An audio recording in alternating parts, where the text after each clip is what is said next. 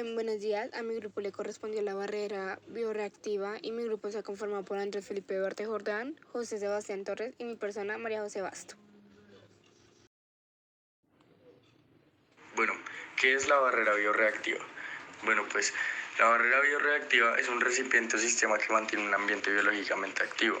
En algunos casos, un bioreactor es un recipiente que se lleva a cabo en un proceso químico que involucra organismos o sustancias bioquímicas activas derivadas de dichos organismos. Este proceso puede ser aeróbico o anaeróbico.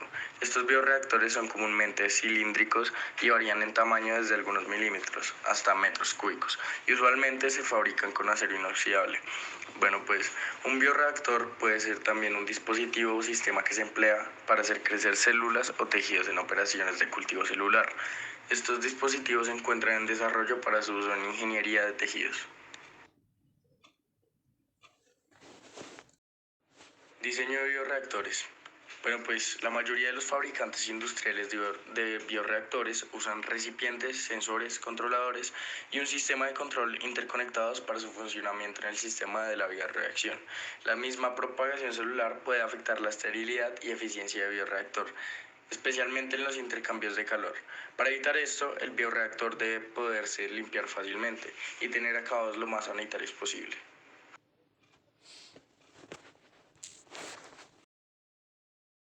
Clasificación de bioreactores. Bueno, hay 3 tipos de clasificación. Está la clasificación operativa, la biológica y la biológica operativa. La operativa, tanto bioreactores como fermentadores, se clasifican primeramente de acuerdo al modo de operación, ya sea discontinuo, semicontinuos o continuo. En la biológica, los sistemas biológicos deben interactuar con el ambiente externo para poder crecer y desarrollarse. Es por eso que los bioreactores se clasifican biológicamente de acuerdo al metabolismo procesal del sistema del cultivo. Entre ellos está anaeróbico, facultativo y aeróbico. En la biológica y operativa, pues ambas clasificaciones, que son la biología y la operativa, son procesal, interpretadas y en conjunto afectan el diseño final del bioreactor. Al conjuntarse ambas clasificaciones se conjuntan también la función operativa y la biológica para establecer entre ambas un propósito de utilización, como es el modo de cultivo y el bioproceso. Bioreactores y tipos de cultivos. Los sistemas biológicos que determinan el metabolismo celular de cultivo y el modo procesar biológico del sistema son células y microorganismos anaeróbicos, facultativos, aeróbicos. Cultivos microbianos anaeróbicos o también llamados fermentador bacteriano CO2. Cultivos microbianos facultativos o fermentador bacteriano. Cultivo microbianos aeróbicos, fermentador bacteriano O2. Cultivos celulares aeróbicos y facultativos o fermentador miótico CO2. Cultivos celulares aeróbicos estrictos, fermentador con aireación O2. También están las células vegetales en suspensión, o también pueden ser llamadas bioreactor de levantamiento por aire O2 en régimen turbulento.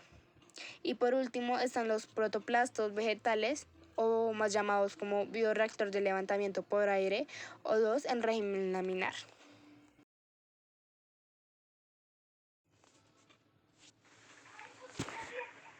Bueno, hola, buenas tardes. Yo les vengo a hablar sobre el modo de operación de un bioreactor y cultivo. Bueno, para empezar, un bioreactor es un recipiente o sistema que mantiene un ambiente biológicamente activo. En este tiene una función tiene como función los flujos de entrada y salida, o la operación de un bioreactor puede ser en 3 modos. Este se da en 3 modos. Está el modo discontinuo o batch, el semicontinuo o fed batch, o está el continuo, que también puede ser quimiostato. Entonces, ¿cómo consiste cada uno de estos? Bueno, el discontinuo no posee alimentación F1 o lavado F2, que significa que no tienen ni entrada ni salida de alguna otra cosa. Solo se entran los componentes que se quieren echar en un recipiente y se mantienen ahí. Se carga el contenido del bioreactor y bueno, se quedan aquí esperando a ver qué es lo que sucede. Ya pueden ser, el cultivo puede ser de células o microorganismos y se deja crecer hasta obtener el producto biomasa o metabólito. El segundo es el semicontinuo, que tiene de distinto al anterior. De distinto es que este posee una alimentación o entrada F1 para los componentes o microorganismos que se quieran tener en este recipiente. Para que este sistema de cultivo tenga un producto de biomasa con máximo de crecimiento exponencial y aumente la productividad. Y el otro es el continuo, que al contrario de los dos anteriores, este exige una serie de consideraciones para moldear el comportamiento de la mezcla. Y para obtener la mezcla perfecta, sin gradientes de concentración y con agitación turbulenta. ¿Qué significa esto? Se tiene que mover, se tiene que batir, tiene que estar en movimiento para mejor comportamiento y tenga una mejor biomasa, por decirlo así.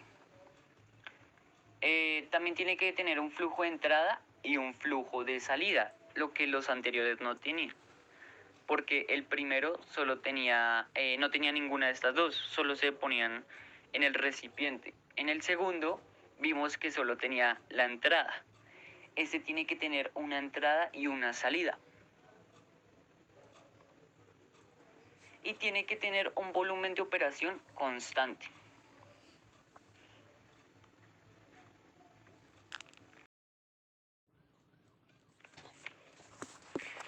Bueno, aquí les vengo a exponer y a explicar este esquema de un bioreactor. Este es un bioreactor continuo, ya que posee una entrada y una salida de efluentes. Podemos observar que en la parte superior entra vapor con el medio o la biomasa que se quiere crear en el recipiente. También por un tubito que está un poco más abajo entra aire y tiene un filtro para protegerlo y que no entren bacterias o otros organismos que nos necesitamos para este. En la parte de arriba también hay un bombeo de ácido sobre base. Bombean un poco de ácido para esta biomasa que estamos creando acá.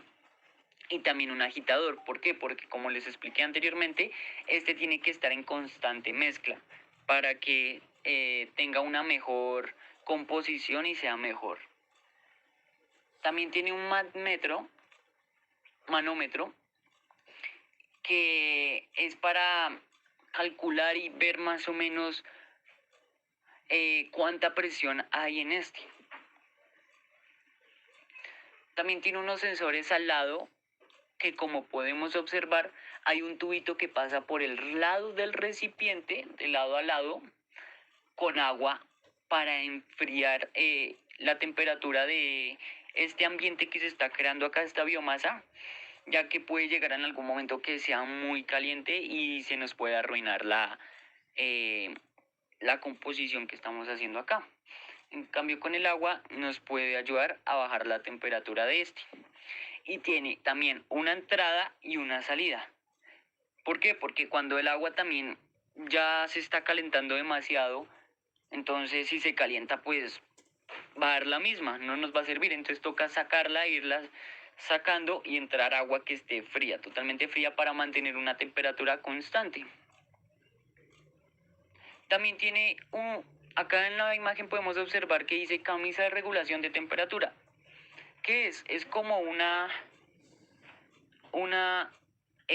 capa que nos divide del agua a la al donde está el frasco que contiene la biomasa que estamos haciendo. ¿Por qué? Porque si, como les dije anteriormente, toca tener una temperatura constante. Entonces, si se mezclan las dos, va a ser una temperatura podría ser o muy elevada o muy fría, dependiendo de la temperatura que tengan estas dos. Entonces, por eso toca mantener esta camisa o barrera térmica que tenemos nosotros. Y en la parte de abajo tiene un tubo donde está la salida de producción de efluentes, que ahí es donde ya sale lo que no necesitamos, lo que ya se filtra por ahí, o ya sale producido lo que necesitamos. Y por el otro lado, por otro tubo que está hacia el lado, sale el vapor. Listo, muchas gracias.